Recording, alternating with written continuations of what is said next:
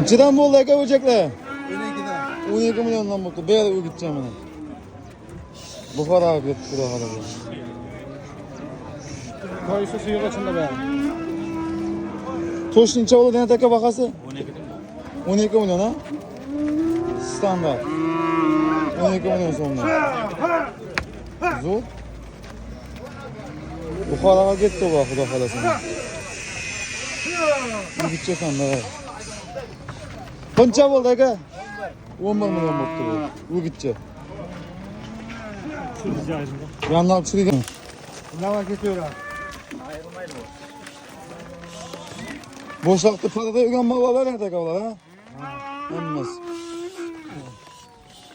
Mallar yaxşı ciyan mallar.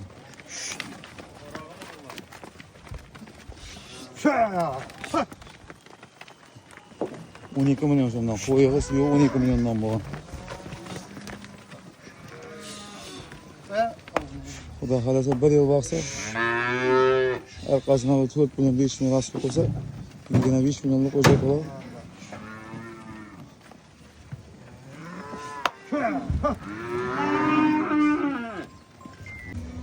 Hozir mashina qo'yibdi 12 milyon so'mdan. Evet aka shunday malni to'g'ridan sizda постоянный. Nomingizni ayting aka. 91 91dan 385 385 07 91. 0791 xabarlashib olasizlar shunday kichkina o'jaklar kerak bo'lsa ko'p shuyagamiz. Xayrli olsun akalar, yo'llariniz bo'lsin. Vay vay vay. 12 milyon so'm. Hikmat nima dedi? Bo'ladimi? Zo'rmallar. Çatışma. Zati yaxshi.